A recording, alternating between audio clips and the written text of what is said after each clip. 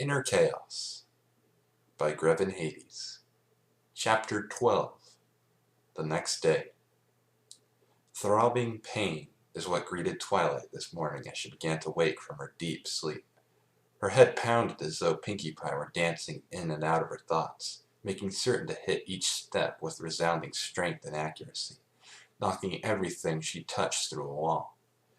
It made her feel as though her horn were going to pop off her skull at any moment and embed itself into the ceiling. Spike, Spike, where are you? She tried to call out to her assistant, her voice sounding weak and tired, to get her some water, but then remembered that he was helping Rarity and Canterlot. She was on her own for the time being. She tried to open her eyes, only to feel more pain wash over her as soon as she saw the light filtering through the window, forcing her to shut them quickly with a groan. She tried once more, keeping her eyes squinted, and after a moment the pain seemed to fade a bit, and she began to force herself shakily to stand on her hooves. It took her several seconds to find her balance and push down an urge to be sick, before she could slowly make her way downstairs. Once in the main room, she managed to concentrate enough through the headache to first levitate a glass of water from the kitchen and drink it down in a few greedy gulps, and then float over a small red book from a nearby table. It's a good thing I planned ahead and had left this spellbook out. Upon closer inspection, the book was entitled A Guide to Parties, a compilation of what to expect and spells on how to handle the aftermath. After reading a few pages, she quickly found the spell she needed and closed her eyes once more as her horn began to glow. Moments later, she felt a wave of comfort wash through her, purging the headache from her skull, the nausea from her stomach, and even the blurriness from her vision. She reopened her eyes and took a deep, refreshing breath of relief. Much better. She returned the book from whence it came and trotted back upstairs to prepare herself for another day. Making her way back into her room, she levitated her mane brush and took her usual place in front of her dresser. As she straightened out her mane, she allowed her thoughts to go back to the party the night before, trying to remember every detail. She smiled, thinking about how they had been so elaborate in their plans, and the look on Grevin's face when they turned on the lights and shouted surprise. Well, they couldn't see his face, but his body language spoke well enough. He had no idea it was coming, and thankfully they were able to convince him to trust everyone enough to get him to relax his guard. She set her brush down and made her way back over to the bed, laying down across her stomach while levitating a scroll, quill, and small vial of ink from the desk across the room. She felt she should document her experience from the party, and perhaps avoid a hangover in the future. As she sat there writing, a faint smell wafted to her nostrils that caught her attention. She paused writing her thoughts down and took another sniff, this time catching more of the smell. She leaned down, looked around for a moment, confusion showing in her eyes, until she leaned her head down to the edge of the bed and took another small whiff. The smell was subtle, and if she had to describe it, it was earthy, with a subtle hint of sweat and apple smell to it. Why the smell would be here, and yet be so familiar, confused her. She buried her nose into the cloth once more, took a deep breath, when it suddenly hit her. The party, and more specifically, what happened after the party. She blushed as the memories rushed back to her. She had gotten him to dance, and after talking on the dance floor, she couldn't help but think it was nice how he held on to her while they talked. She smiled as she remembered how he caught her when she fell, and even helped her up to her bedroom. Her eyes widened as the final memories hit her. He helped her to bed. She let her inhibitions loose a bit and tried to pull him down with her, and even nuzzled him, tried to seduce him. Her stomach filled with dread as she recalled how he had politely declined and let himself out of her room. Had she upset him? She frowned and scowled as she mentally berated herself. How could she do that? She wasn't that kind of pony. He must think she is some kind of tramp who would welcome anyone into her bedroom. She groaned in frustration, closing her eyes as she rested her head on her forehead. Oh, what was I thinking? She paused on that note and thought back once more to what had transpired. He had been so strong yet gentle when he had caught her as she fell, and he felt so warm when he held her as he carried her up those stairs. On top of that, he was so very kind and polite, a true gentleman despite his guarded nature. She blushed once more as she recalled how handsome he looked as he towered over her. She lifted a hoof to her cheek and remembering how it felt when she nuzzled him. His skin against her coat, the feel of his skin touching her lips as she brushed them over his neck. It was unlike anything she had felt before. She quickly shook her head, pushing those thoughts away, her ears drooping somewhat. No, I need to be level-headed and logical. I was under the influence of cider, and I lost my head. I should go apologize to him. But he did say that he would just forget the whole thing happened. She looked down a moment and sighed, as a simple but strong thought popped forward to the front of her thoughts. But do I want to forget the whole thing happened? Do I want him to forget it too? She allowed her gaze to move to the window, letting the sight of the leaves just outside her home being ever so slightly caressed by the wind outside help her refocus her thoughts. She did have a thing for strong stallions, especially ones that were in the military, which wasn't all that surprising considering she had spent so much time around the guards in Canterlot when she was younger. They were always polite and kind to her, and Grevin was very similar in those respects. He tended to be polite and kind-hearted. He was strong, and he had an air about him that drew ponies to like him. So why shouldn't she like him as something more other than a friend? She paused a moment and frowned as another idea hit her. What if it was against the law for her to like him in that manner? She quickly levitated the scroll and ink and quill once more as a small smirk of determination washed over her face. She knew that when she had a problem like this, she could always turn to her mentor, Princess Celestia. She would know exactly what to do in this kind of situation. Dear Princess Celestia, she began, as you know, we had planned a welcoming party for our newest friend, Mr. Hades, for this week, and I have to admit that it was a great event that went off without a hitch.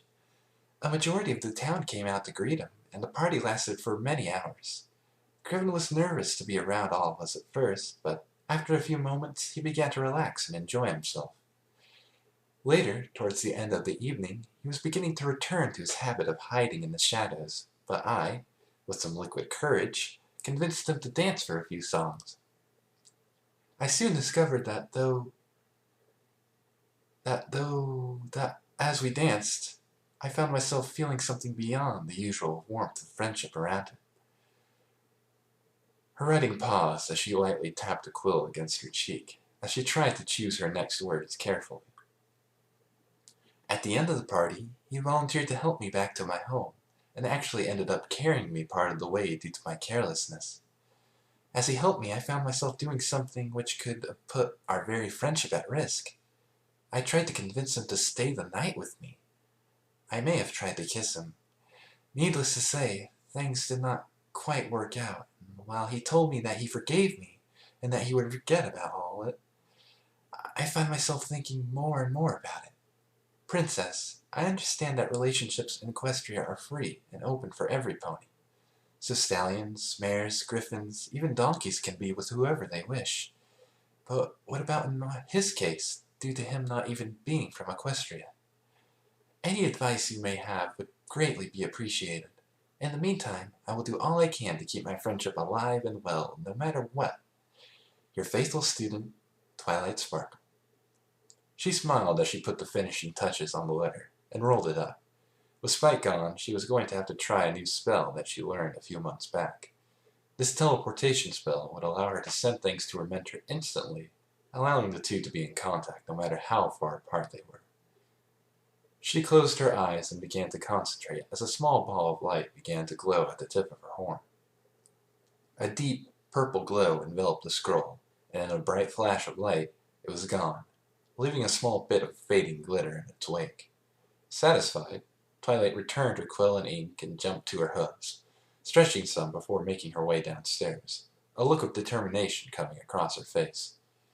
While she knew that her mentor would be able to answer her questions, she wanted to double-check her equestrian history and law books for any sign for humans. She was one of the best research specialists in all of Equestria, after all, and she had a library full of books that could help her. She recalled that there were even 2 shelves full of law books ranging from ancient to current laws. She was going to read them all, and in the meantime, she would just follow Grevin's suggestion and pretend the whole thing never happened. After all, she may have had a crush on him, but she was still his friend and wanted to make sure he was comfortable around her. Scene change. Early morning. Sweet Apple Acres. Grevin made his way through the orchard, the early morning rays from the sun just beginning to shine through the bright leaves of the trees. He shifted his shoulders, adjusting his load, the armor and sword he carried seeming to weigh heavier than usual today. For several minutes he walked, just enjoying the simple view of the trees, the sound of fallen leaves crunching in a steady rhythm under his boots, somewhat comforting. As time went on, something continued to feel off. He paused mid-step as a realization hit him. He should have been at the clearing by now, and it was quiet, far too quiet. There was no wind, no birds chirping, nothing. Looking up to the sky, he saw that there were no Pegasus ponies flying about on weather duty, and the clouds seemed to be growing in size, becoming more and more ominous as every second passed. He positioned himself so his feet were just a little bit apart, so he could shift and move quickly if need be, while his hands unconsciously began to move to his side to unsheath one of his blades. That sky was looking similar to the kind he would see in his nightmares. A small and sudden cough from his right jerked him into a well-rehearsed movement, in which he turned himself to face whoever made the sound, and in the same motion pulled the blade from his waist and held it at their eye level. He blinked a moment as he realized that he now held the blade in the face of a cream-colored Pegasus, just in front of her soft, gentle cyan eyes. Fluttershy didn't move for a total of 4 seconds before letting out a frightened squeak and jumping back, nearly tripping over her own hooves, her wings pushing her up into the cover of the trees. Grevin quickly sheathed his blade and held out his hands to his sides. "Fluttershy, I am sorry. Are you all right?" She took a few moments to catch her breath, but nodded as she peeked her head out from the foliage. Yes, I'm all right. You frightened me for a moment, though. Are you all right?" She quickly jumped down from the branches that held her and walked over to stand before him once more, her face showing a look of worry. "Oh, yes, I'm all right. I was just a little jumpy, that's all. Does anything seem off to you about today? The weather, the clouds, the lack of birds?"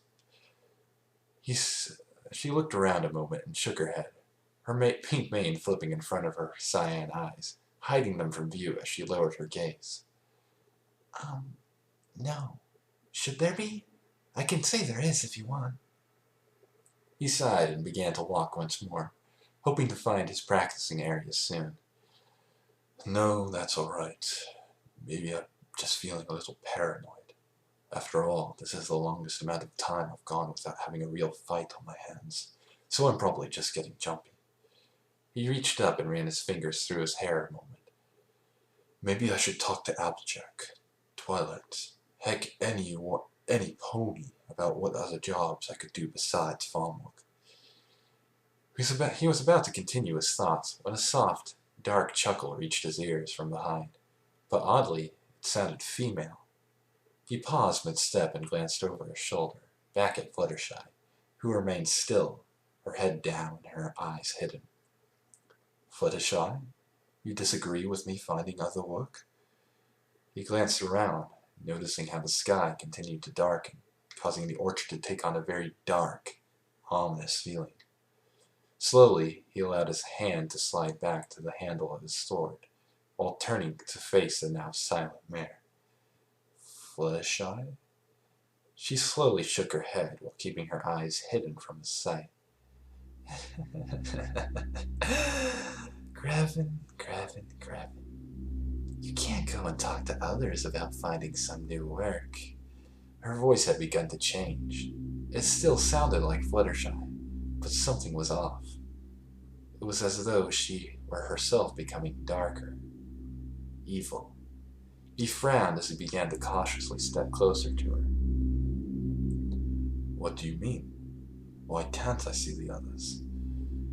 A small, sly smirk formed over her lips as she raised her head to look at him. Her eyes closed, her head tilted to the side as the smirk grew into a sick smile, her eyebrows raising. Because they're dead. He paused mid-step and narrowed his eyes as he began to slide a foot back, a subtle move to allow him time to get away from her if need be. What? Dead? What are you saying? What have you done? A dark, evil laugh resonated from her throat as she began to sway slightly from side to side. Her mane began to change in color, its beautiful pink darkening and in some places becoming blood red in color.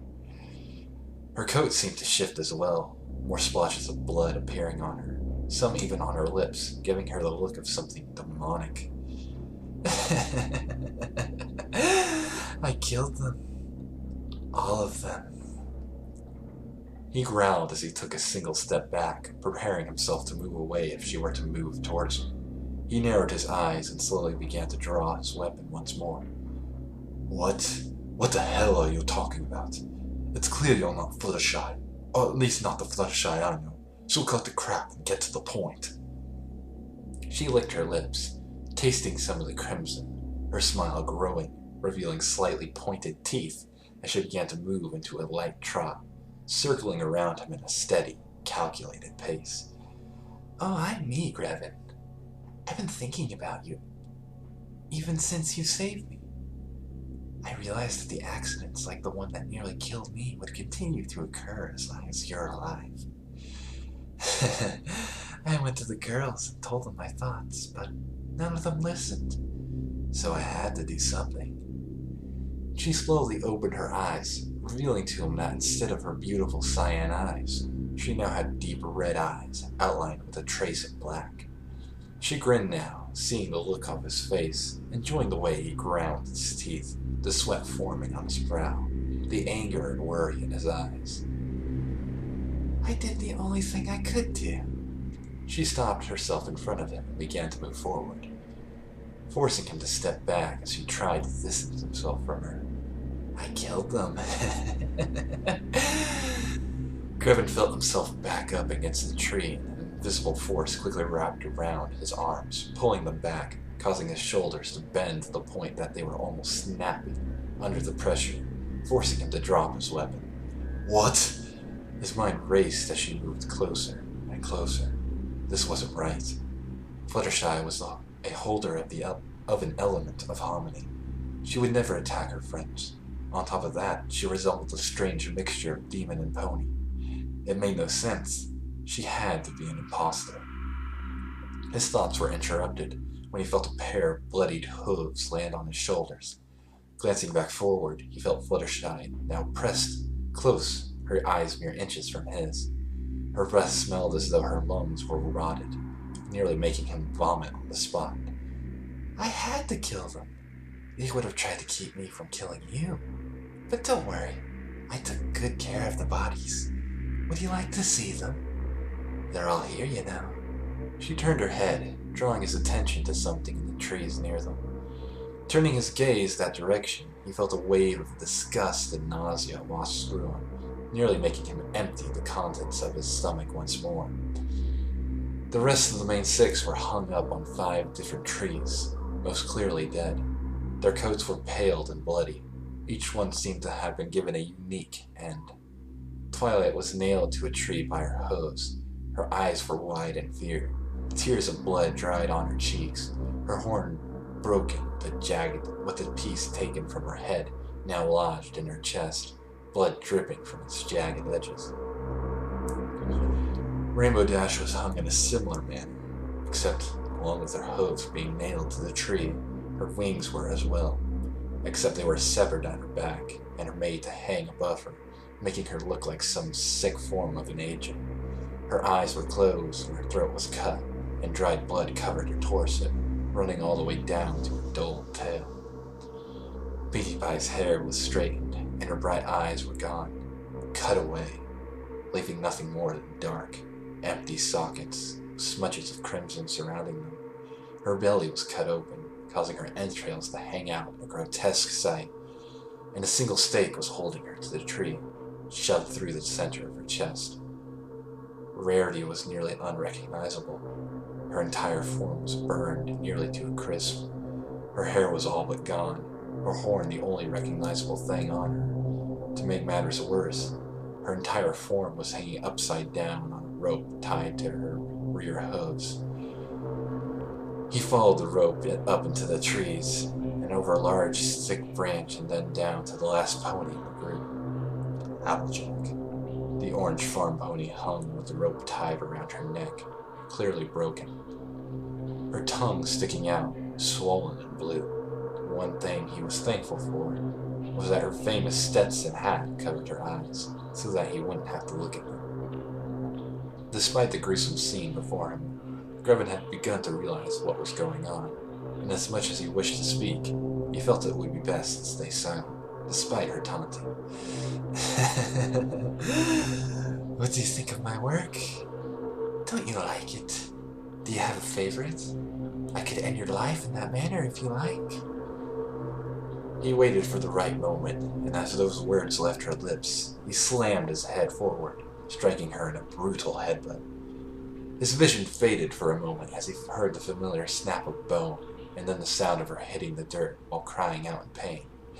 He growled as he struggled to pull his hands back from behind him, his anger growing. Enough!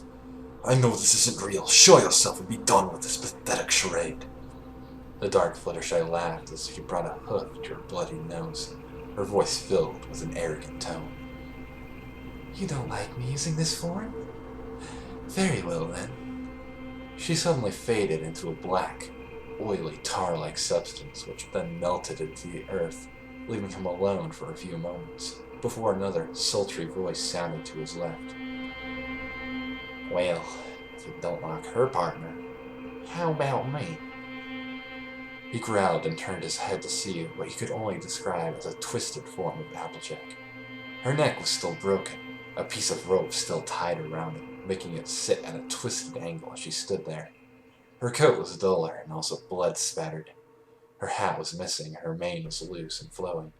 She even had eyes similar to the imposter Fluttershy, and a matching set of fangs. He turned away from her, ignoring her very presence. That's enough! I'm not going to play your game. Who or what are you, and why am I here? The dark Applejack disappeared as quickly as she came, and soon Grevin found himself surrounded in darkness on all sides, to the point that he couldn't see more than a foot in front of himself. After a moment of silence, the earth began to rumble and quake, nearly throwing him off his feet. The loud booming voice from his previous nightmares began laughing in its familiar, twisted manner. Did you enjoy my take on your new friends? I can pretend to be any one of them if you like. I think they are far much more interesting that way.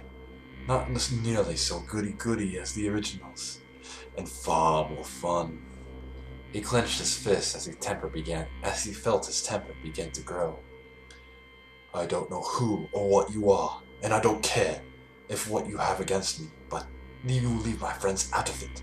They've been nothing but kind towards me, and I've done nothing to you. The voice laughed once more. And what will you do to stop it, fool? You think you can do nothing. You are so weak. Try as you might, you cannot win against me. You think you have found your place here? In this world, you are an imposter. Someone who doesn't belong. You have no purpose despite all you think. You should just do what you did in the past and end it here and now. Take your life. Grevin's attention was drawn to his feet when he felt the ground begin to give way under his weight, forcing him to sink into the very earth. No, never. He grunted as he felt the suction pull at his feet, forcing him deeper into the dank, murky earth. The voice laughed once more as the ground began to swallow him up to his chest, the pressure making it difficult for him to breathe. His arms pinned to his sides, limiting his movement, making his struggle that much more difficult. You stand no chance. Accept what fate has given you. Grevin took a gasping breath, struggling to breathe as he continued to be swallowed up to his neck. His vision began to fade as his anger and desperation grew. He felt his anger swell as he took one final defiant breath and cried out one final time before he was pulled below. No! Sweet Apple Acres. Applejack was going about her usual routine, preparing herself for another day of work in the orchard, a spring in her step and a smile on her face. The party the night before had been a great hit, and Grevin had been mostly welcomed into town. Now she got to go back to her favorite kind of work, apple bucking, due to her brother escorting Granny Smith to visit family in Manhattan. They had left earlier, leaving her to send Applebloom off to school, and after letting him sleep in a bit, go with Grevin to harvest more of the crops. She made her way out to the porch and turned her gaze to the barn, a soft smile coming to her lips. She allowed her thoughts to take her back to the night before when she watched Twilight pull the tall man out to the dance floor for several slow dances. She had to admit she was jealous of her friend's willingness to go up to him and convince him to go out there, even though it did take several mugs of cider for her to work up the courage to do it. Part of her even wondered why she didn't think of doing it before Twilight. Wasn't she supposed to be the bravest pony around? She felt a hint of mischievousness enter her thoughts as she continued to gaze at the barn. Grevin was still asleep. Maybe she should go check on him, and if she happened to get a nice close-up of his face while doing so, what harm could it do? She grinned as she trotted over to the barn entrance and made her way inside, only to have the smile wiped from her face as she heard what sounded like Grevin grunting and what sounded like pain. Something wasn't right. She threw caution to the wind and bolted up the stairs to the loft as fast as her hooves could take her. What greeted her made her heart begin to race faster in fear. Grevin was laying in the hay pile, still in his clothes he wore the last night, but instead of sleeping peacefully, he had a look of pain on his face and sweat on his brow. She moved closer, her worry beginning to grow as she watched him toss and turn, a grimace coming over his lips as he began to mumble, "No, no, no."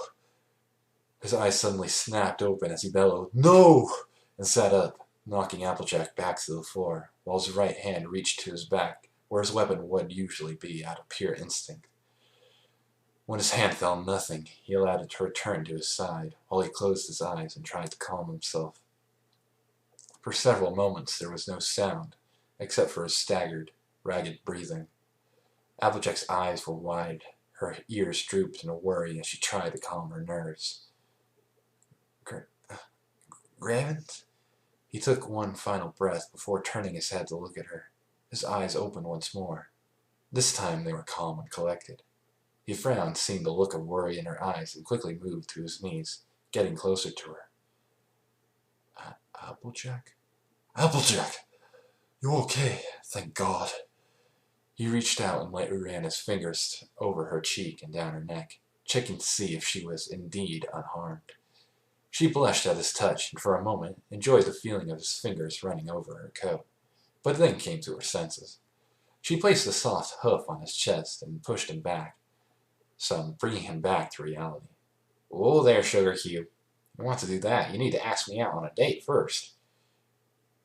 She smirked and gave a small wink with a light laugh.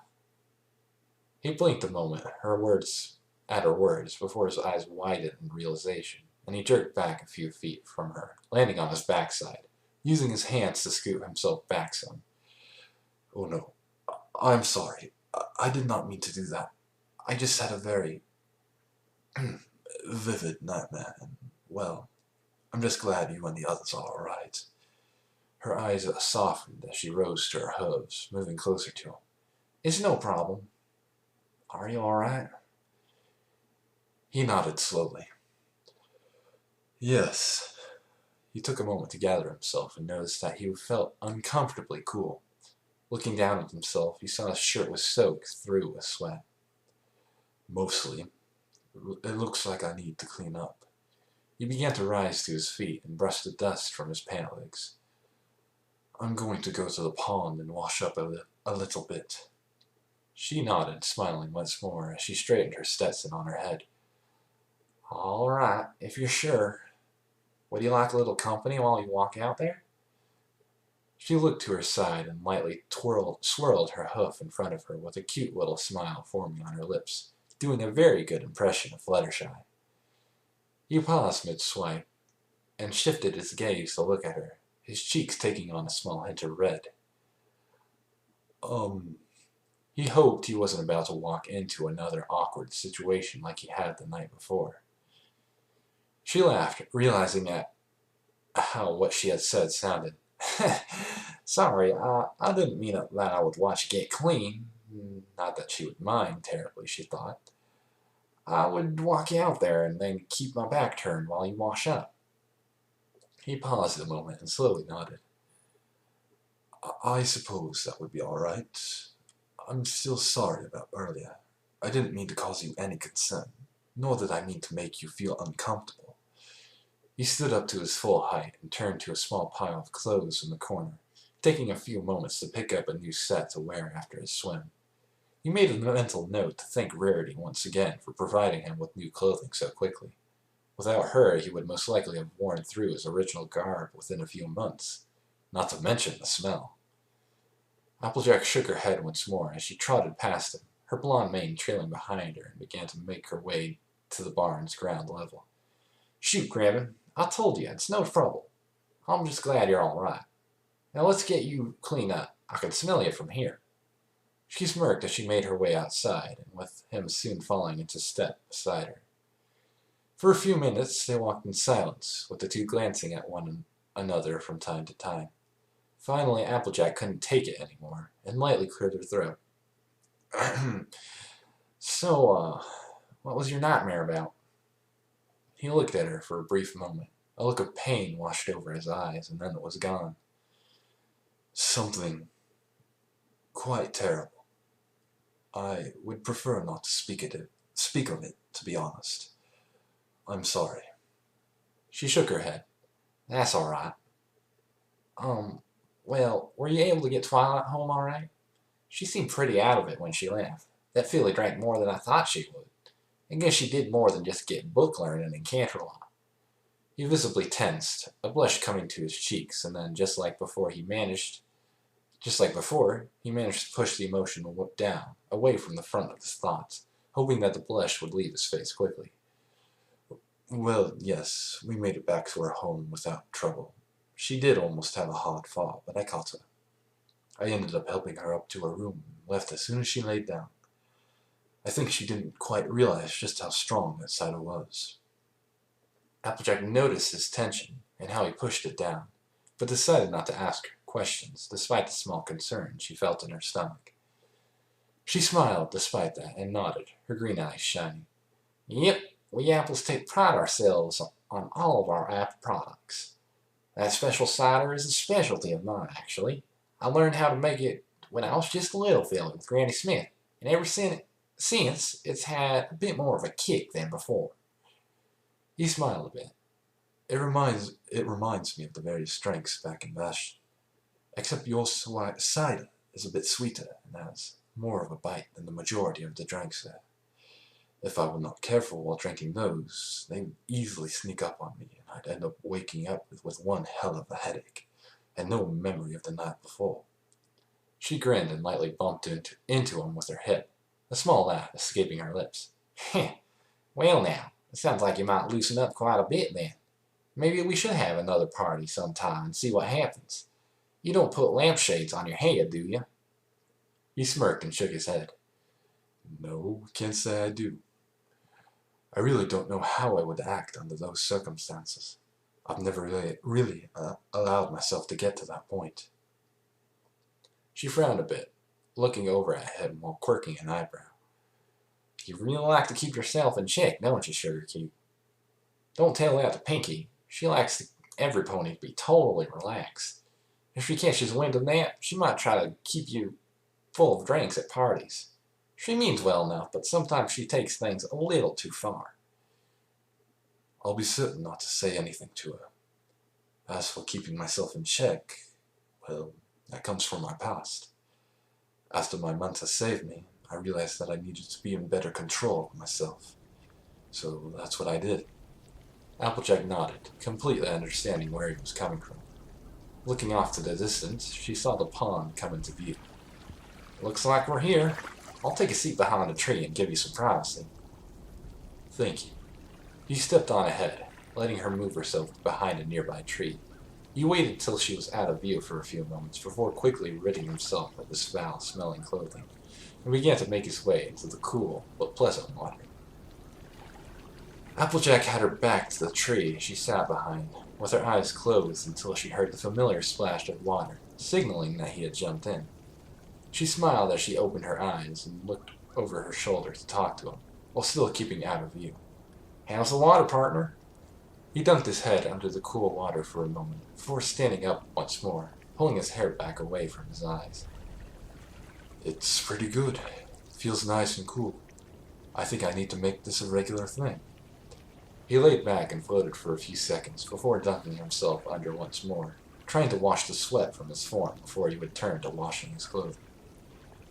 Applejack chuckled, hearing the splashing, and she couldn't help but feel a small tug of curiosity in the back of her mind.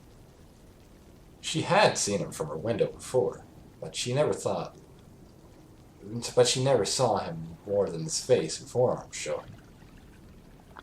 She lightly pawed at the ground while biting her bottom lip. She wouldn't give in to the temptation. Still, no, she wouldn't. But what harm could a little peek have? She slowly turned herself around and leaned close to the tree she hid behind, her breathing slow and nervous. Slowly, she inched her face around the trunk, bringing the pond into view. She noticed that the water was lapping up against the shore, and as she lifted her gaze, she felt her cheeks begin to heat up. There was Grevin, completely visible from his stomach on up, with his back turned to her, and in his hands was the shirt he had just been wearing. She watched him lightly scrub the cloth in the water, and decided that it was the perfect time to get a closer look. Being mindful of her step, she began to move out further from the tree, stepping closer and closer, until she stood right at the edge of the water. She continued to blush as she sat herself down and took a much closer look at him.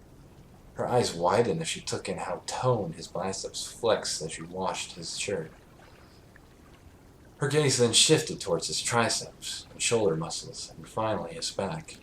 She was surprised to see how lean and toned he was, her gaze sliding down until she couldn't see through the water. She put her hoof to her lips, though, when she began to see the scars. They were hard to notice at first, but they were there, in various locations throughout her back and arms, with thin scars, ranging in various sizes, clearly from blades. She remembered that he earned wounds from healing others, and sometimes wounds can leave scars, and now she couldn't help but wonder what scars were from healing and what were from others. Her thoughts were interrupted when she saw his back tense ever so slightly before he tilted his head from side to side, popping his neck. Applejack felt her smile return as a simple but rather devious thought entered her mind. He did need to relax a bit, and if Twilight could get him to relax the night before, then she could too. Grevin had just finished cleaning his shirt when he heard a familiar voice shout out loud, "Yee-haw!" There was a large splash followed by a large wave of water washing over his back. She wouldn't. He heard Applejack laugh as she came to the surface, flinging her mane back, sending droplets of water into the air, and he immediately dropped his shirt and shot his hands under the surface to cover himself while he sank so that the water came up to his neck, all while his cheeks heated up and turned a nice shade of red.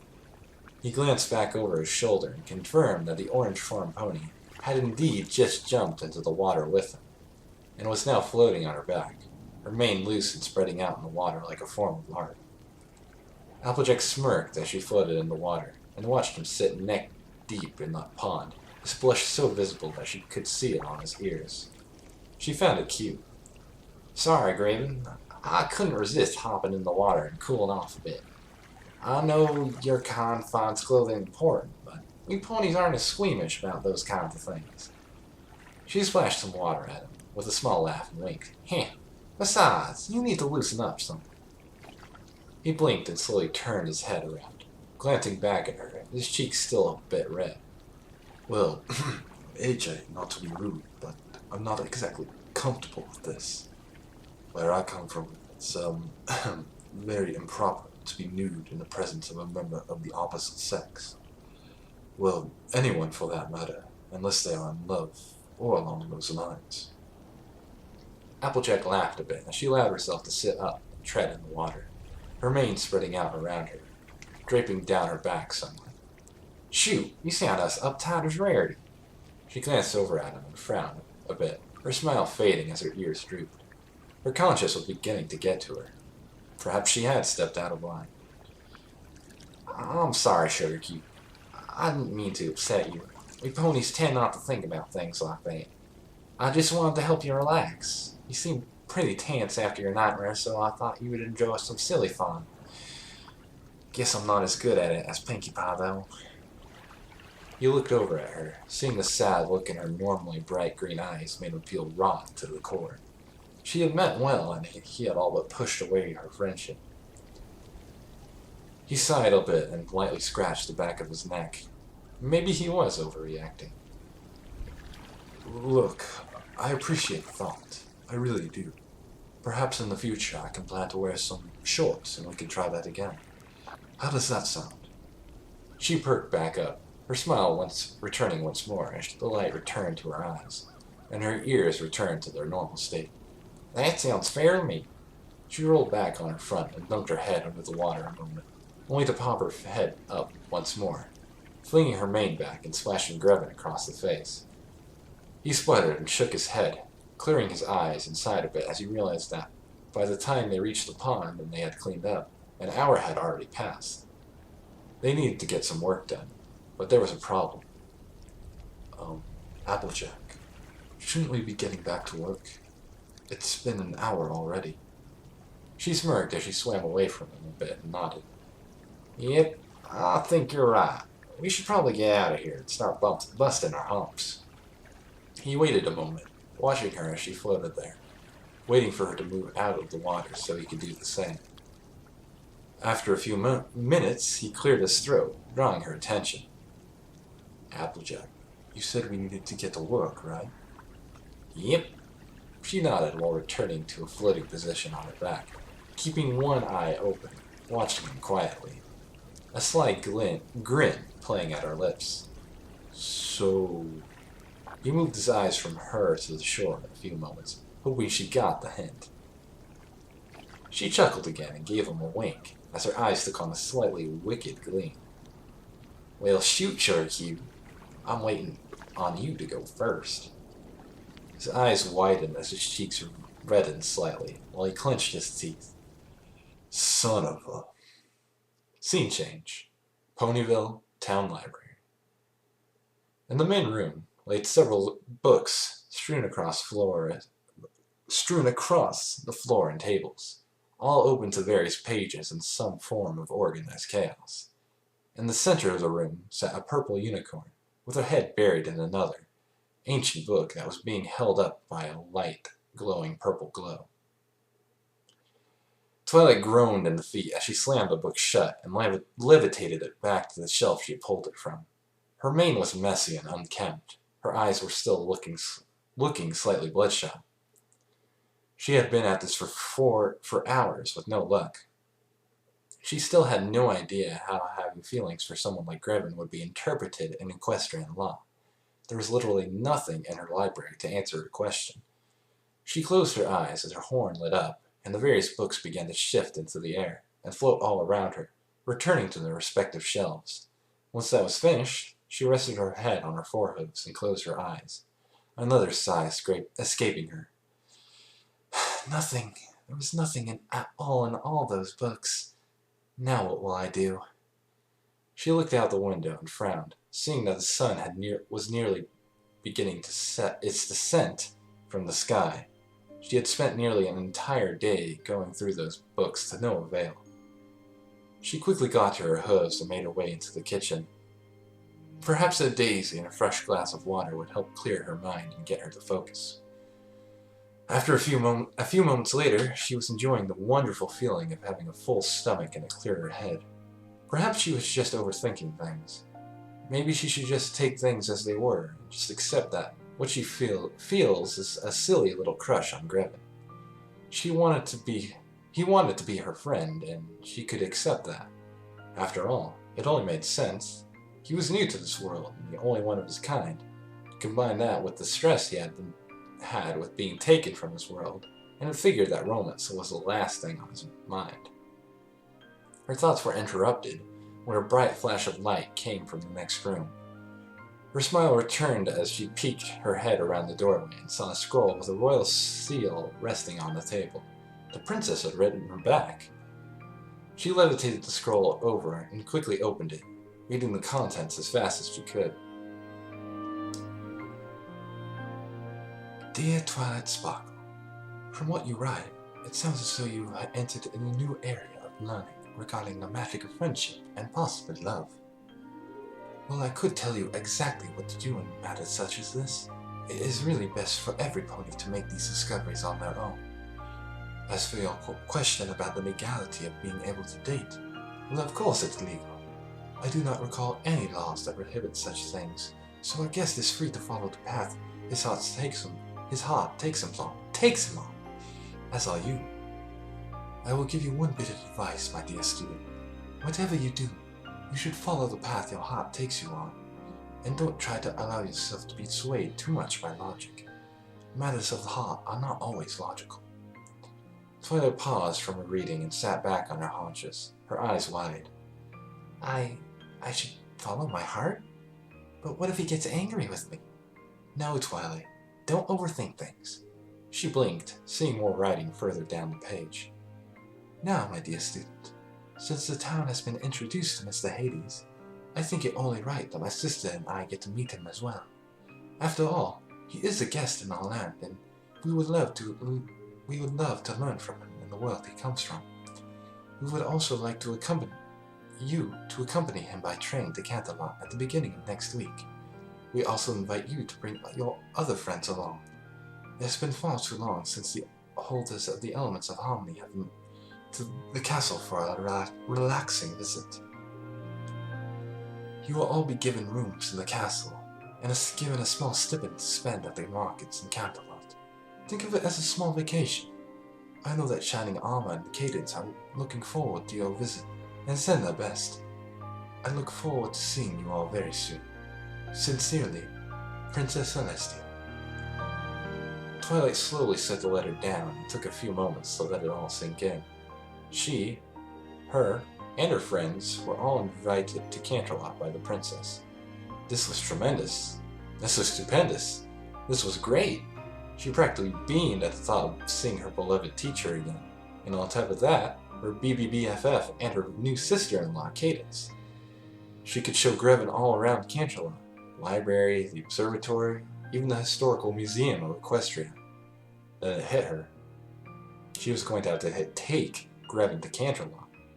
While Ponyville had mostly welcomed him with open arms, Canterlot was a different story. The ponies there were very high class, and many were not very accepting of anything different. This may be more of a challenge than she thought.